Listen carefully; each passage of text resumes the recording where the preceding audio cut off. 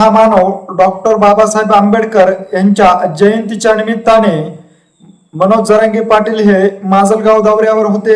या प्रसंगी एका हॉटेलच्या उद्घाटन करीत असताना त्यांनी मराठा, दलित, मुस्लिमांना एकत्र घेऊन पुढील राजकारणाची दिशा ठरवू असं आश्वासन दिलं, तर मुस्लिमांना मीच आरक्षण मिळवून देणार असा दावा देखील त्यांनी या कार्यक्रमाच्या माध्यमातून बोलताना सांगितलेला आहे। इतकंच नाही तर पुन्हा एकदा मनोज जरांगे पाटील यांनी ओबीसी नेते असलेले छगन भुजबळ यांना टार्गेट केल्याचं आपल्याला पाहण्यास मिळालेलं आहे। तर याचबरोबर मराठा आरक्षणाच्या उपसमितीचे अध्यक्ष असलेले राधाकृष्ण विखे पाटील यांच्यावर देखील पुन्हा एकदा हल्लाबोल चढवल्याचं आपल्याला या कार्यक्रमाच्या माध्यमातून पाहण्यास मिळालेलं आहे। माजलगाव ह्या ठिकाणी जयवीरू हॉटेलच्या उद्घाटन प्रसंगी मनोज जरांगे पाटील हे बोलत होते। ह्यावेळेस माजलगाव मतदारसंघाचे आमदार प्रकाश सोळंके, याचबरोबर मोहन जगताप, सहाल चाऊस तसंच बीड जिल्ह्याचे खासदार बजरंग सोनवणे देखील उपस्थित होते। या हॉटेलच्या उद्घाटन प्रसंगी बोलताना मनोज जरांगे पाटील नेमकं काय म्हणाले आहेत, मनोज जरांगे पाटील यांनी छगन भुजबळ, राधाकृष्ण विखे पाटील यांच्यावर कशा पद्धतीने टीका केलेली आहे, तेच आपण या पुढील व्हिडिओच्या माध्यमातून सविस्तर पाहूया। व्हिडिओ शेवटपर्यंत नक्की पहा, आवडला तर जास्तीत जास्त शेअर करा।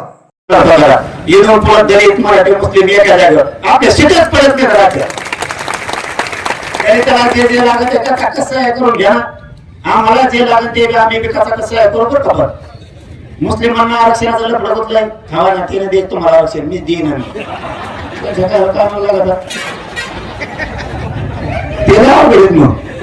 ते चांगल्या चांगल्या तर कांदे पलटी करून इकडे आले।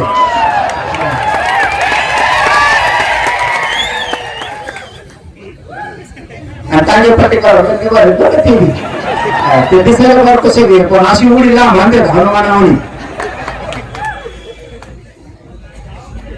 इथून पुढच्या काळात आपल्याला दलित असतील, मुस्लिम असतील, मराठी असतील, आपण एक जीवन जर राहिलं तर आपण आपल्या समाजाचं, लेकराचं कल्याण करू शकतो। सावध व्हा, बोलून नाही चालत, कृती करावं लागते। जसे मराठ्यांनी यावेळेस कृती केली, न पडणारे पडले, ज्याला 3 लाखाने निवडून आलेला होता, निवडून त्याचे ते 3 गेले, हे खाली 3 आला, 6 लाखाने गेला। मराठीची ताकद येते, त्याला जर जॉईंट दलित मुस्लिमाचं मिळालं ना, गोरगरीब मुस्लिमाचं, दलिताचं, मराठ्यांचं कल्याण होईल। बंजारा समाज आहे त्याचं कल्याण होईल, मायक्रो ओबीसी आहे त्याचं कल्याण होईल।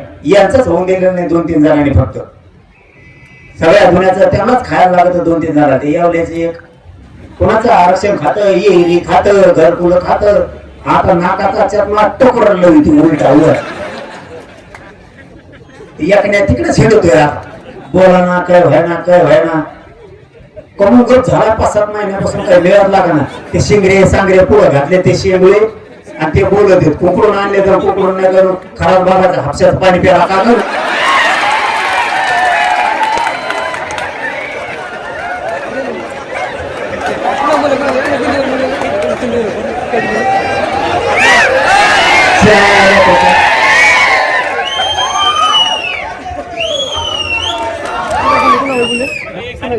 कुठल्या आरक्षणाचा विरोध करेल, कुठल्या आरक्षणाला विरोध करेल? अरे होत ना गोरगरिबाच्या लेकराचं कल्याण, काय करायचं? तो केवढ्या मोठ्या पदावरती आहे, किती उच्च माणूस आहे, किती मोठ्या ताकदीचा माणूस आहे, गोरगरिबाच्या लेकराच्या नळीवर पाय द्यायचा मराठ्यांच्या काय मिळणार आहे तुला? मिळू दे की धनगर लागते त्याला, फक्त धनगर बांधवाचे लोक मतदानापुरते एसटीतून आरक्षण द्यायचं म्हणून त्याच्या तोंडाला काडी लागल्यासारखी होती। म्हणून धनगराला एसटीतून आरक्षण द्या, मतदान लागतं का? फक्त हे मिळू देत नाही, फक्त कोण बोलून धनगर बांधवाचे आणून गेलं, कोण मराठ्यावर वार करायचे, हे यांचे काम। आपण सुद्धा आता बदललं पाहिजे, आपला कोण नाही विचारला पाहिजे, विश्वास संपादन आपण केला पाहिजे। आता बंजारा बांधव, मुस्लिम बांधव आरक्षण मागतोय, धनगर बांधव मागतो, मराठी ताकते नाहीत ना, काळजीच करू नका। आणि ते बंजारा बांधवाला आरक्षण कसं काय मिळालं पाहिजे, आवश्यक औषध तोडायचं का? ते मी तर म्हणतो ते एवढी मोठी जात आहे,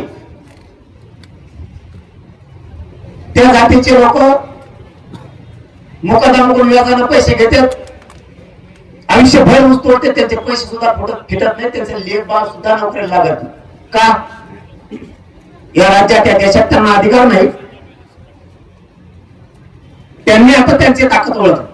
मी त्याच्या सगळ्या लोकांना बोलतो, खरं सांगतो, काय त्या भेस आपण बोलत खोटं बोलत नाही. त्याच्या सगळ्या नेत्या सांगितलं नीट राहा, गरीब धनगराच्या मागे, गरीब बंजारा समाजाच्या मागे उभा राहा. सगळ्या नेत्याला फोन करून सांगितलं आमच्यासाठी उभा राहा मुलं, आम्ही आमच्यासाठी या, आम्हाला आरक्षण मिळवून द्या.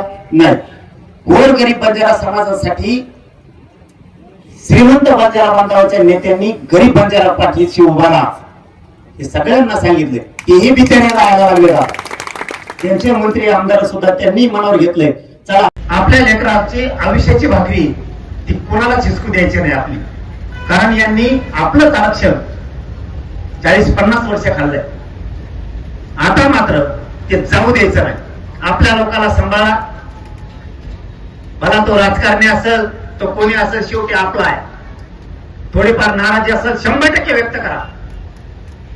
मी सुद्धा लक्षात येतो मराठ्याच्या नेत्याला, जीव बी लावतो, हो जीव सुद्धा तेवढाच लावतो.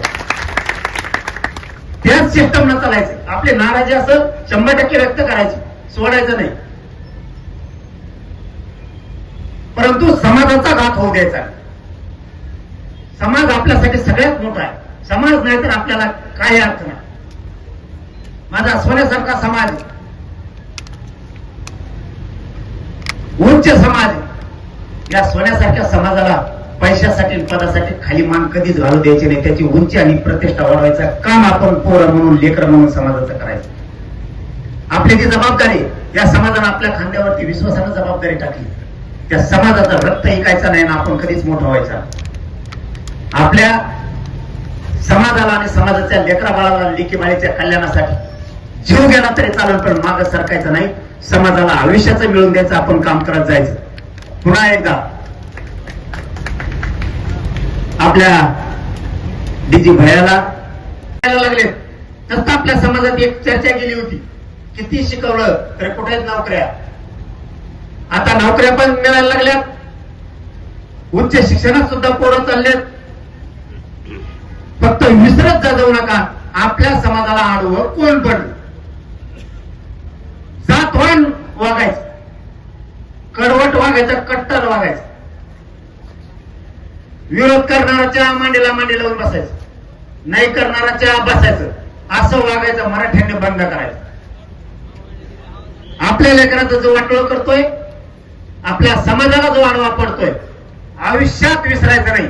मतदानाच्या दिवशी त्याला पाडायचंच, म्हणजे पाडायचं, सोडायचं नाही. तुम्हाला सगळ्याला माहिती, नाव सांगायचं काही गरज नाही. आरक्षणाला विरोध कोण करतंय, कोण मिळू देत नाही, कोण मोर्चे घेत आहे, कशासाठी घेत आहे. तुम्ही सर्वपक्षीय मराठ्यांनी जर एकजूट ठेवली ना, मराठा यांनाच नाही, जगातला कोणी येऊ द्या, मराठाच हरत नाही यांना. कारण आपण एकटे त्यांचे पाठपुराला खंबीर आहे. फक्त तुम्ही जरा बुद्धी आता ठेप्याला ठेवा. आपण आपल्या अंगावर जायचं बंद करायचंय. आपलं आरक्षण आपण टिपायचंय. आपल्या मराठवाड्याचा जे आर निघाला हैदराबाद गॅजेटचा, त्यानुसार किती लवकरात लवकर प्रमाणपत्र सुरू होते. याच्यासाठी ताकद वापरायची.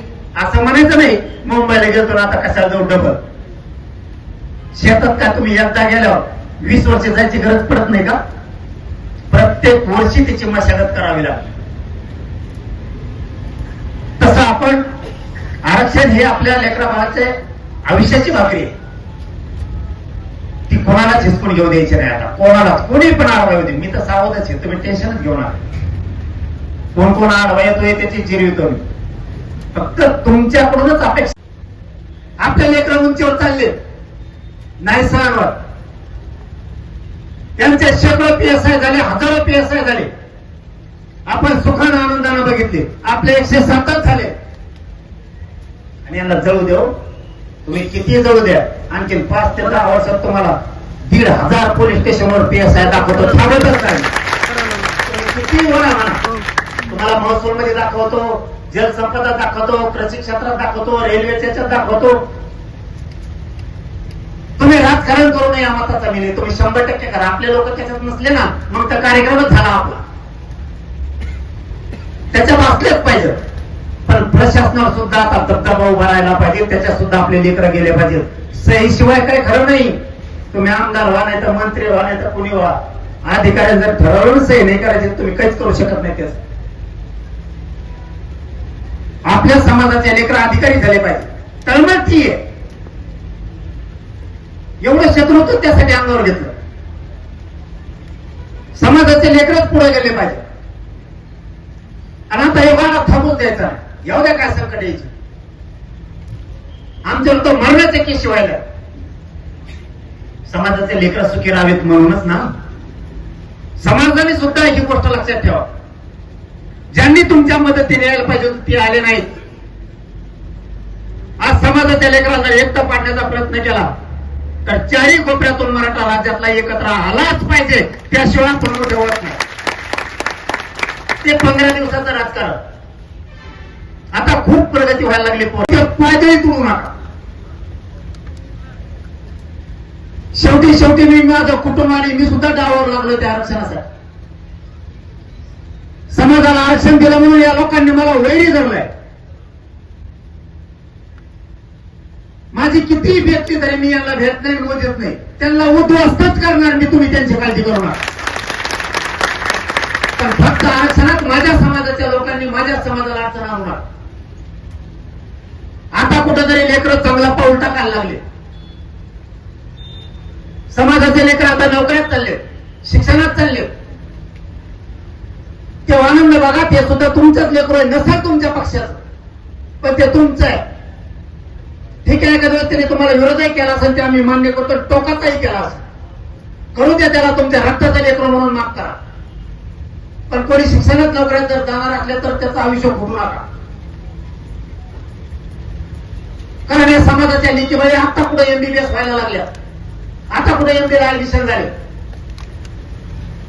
आता कुठं पोलीस भरतीत चालले, पोलीस पाटलाच्या भरतीत चालले, आता कुठं 107 मराठ्यांचे PSI झाले. आपल्याला जागा कधी मिळू दिलेलं नाही याचे स्वप्न बघा. थोडस फक्त मागं वळून बघा. 30-35 वर्ष ज्या लोकांच्या हातात तुम्ही सत्ता दिली त्याच लोकांना तुमच्या लेकराचा घात केलाय आणि सत्ता मात्र तुमच्या जीवावर तिथे भोगली त्यांनी. आता कुठंतरी पोर आता पुढे चालले. आपल्या एखाद्या चुकीमुळे आपल्या समाजाच्या लेकराचं आयुष्य अडचणीत नाही आला पाहिजे. 30-35 वर्षापासून यांनी आपल्या समाजाचं निव्वळ वाटोळं केलं. आपण फक्त भावनेच्या आहारी जाणार आणि आता ते जरा बंद करा. भावनेच्या आहारी जायचं थोडं बंद करा. जसं बाकीच्या त्या लेकराला आरक्षण मिळावं मोठं मन आपण ठेवलं, आपल्याबद्दल तसा मत कोणाचं नाहीये. माहिती दिली जाते. या पक्षाच्या राजकारणी माणसाला किंवा या पक्षाच्या राजकारणी माणसाला तुमच्याकडून करायचं नसून सुद्धा नकळत एखादी गोष्ट घडू शकते. तुमच्या डोक्यात त्या ठिकाणी राजकारण येऊ शकतं की हा ठीक आहे आपल्या पक्षाचा नाहीये म्हणून तुम्ही त्याला थोडासा त्रास देण्याचा प्रयत्न करता किंवा बाजूला काढण्याचा प्रयत्न करता. पण जी विषय आरक्षणाचा आहे हे कधी डोक्यातून इथून पुढे जाऊ देऊ नका. कारण तुमच्या त्या एका चुकीमुळं ते समाजावर दिसू शकतं आणि ती सगळा जाळ तुमच्या अंगावरती येऊ शकतो. ती नाराजीचा भडका तुमच्या अंगावरती कोणी घेऊ नका. आणि इथून पुढे तरी कमीत कमी आरक्षणाच्या विषयातून लेकराचं जर एखाद्या कल्याण झालं तर ते कल्याण कोणत्याच राजकारणी मराठ्यांनी थांबवू नका. हे तुम्हाला शेवट सांगणं सगळ्यांना आणि महाराष्ट्रातल्याही मराठ्यांना सगळ्या सांगणं. एकमेकाच्या आडवं आरक्षणाच्या बाबतीत येऊ नका. तुम्ही राजकारणाच्या बाबतीत एकमेकाच्या आडवं या आम्ही बघणार सुद्धा नाही. कारण आमच्यासाठी सगळे सारखे. पण आरक्षणाचा विषय जर आला तर त्या ठिकाणी तुम्हाला 2 पावलं मागे सरकारची वेळ आली तरी सरकार पण कार्य आरक्षणात करू नका. कारण मी लय रक्त ओतलं त्या आरक्षणासाठी. मी इतकं झेललं की माझ्या गोरगरीब लेकरांचं कल्याण व्हावं म्हणून मी टोकाचा संघर्ष केला त्या आरक्षणासाठी. मी ना माझ्या शरीराची कदर केली ना माझ्या कुटुंबाची कदर केली. या समाजाच्या लेकरं शेवटच्या शिखरापर्यंत जावं हे स्वप्न घेऊन मी त्याच्यात उद्देश घेऊन उतारलो.